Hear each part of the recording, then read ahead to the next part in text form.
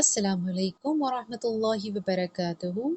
Welcome to your story time. Today we will talk about the life of Prophet Muhammad sallallahu alaihi wasallam with Khadija. We begin with the Prophet sallallahu alaihi wasallam's household. When the Prophet sallallahu alaihi wasallam got married to Khadija, they spent some time at Abu Talib's house and later moved to another house bought by Khadija. It was not very big, but had space and a backyard outside where they could sit in the afternoons. They did not live by themselves only, but Ayman, who later became Barakah, the Prophet sallallahu alaihi wasallam's father's maid, came to live with them.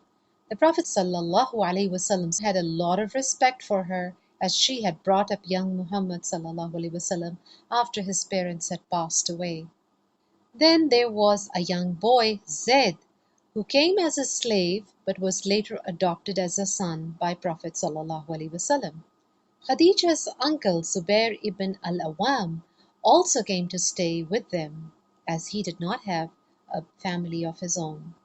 The Prophet's cousin Ali ibn Abi Talib was a frequent visitor of the Prophet sallallahu alaihi wasallam's household. Years went by, and with time Prophet sallallahu alaihi wasallam and Khadija had 6 children of their own. 2 sons, Qasim and Abdullah, who passed away in infancy, and 4 daughters. When the girls got older, they got married. Ruqayyah and Kulthum got married to the Prophet sallallahu alaihi wasallam's uncle's sons, Abu Lahab's sons. Abu Lahab's family was wealthy and very influential. They were also their next-door neighbors.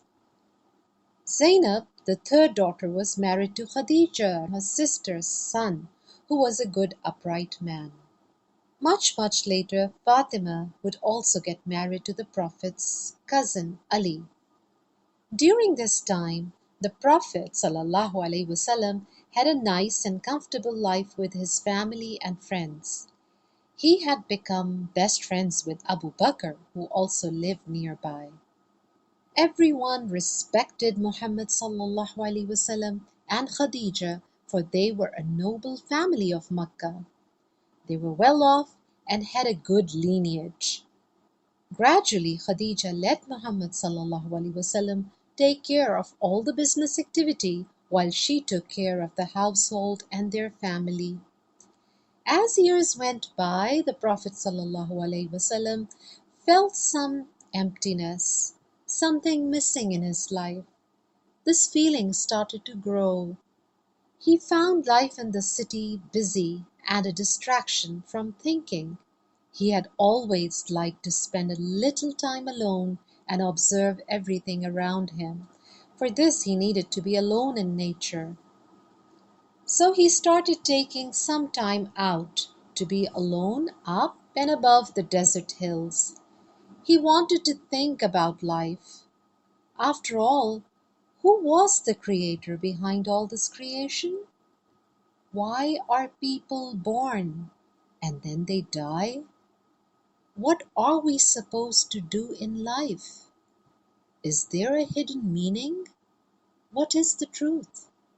Slowly and gradually, he wanted to stay away from gatherings and meetings where people would meet to have a good time.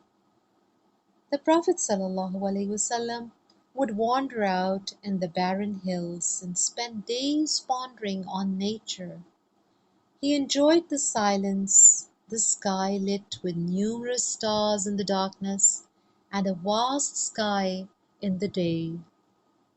This brought him closer to Allah, the Lord of Ibrahim alayhi salam and Ismail alayhi salam.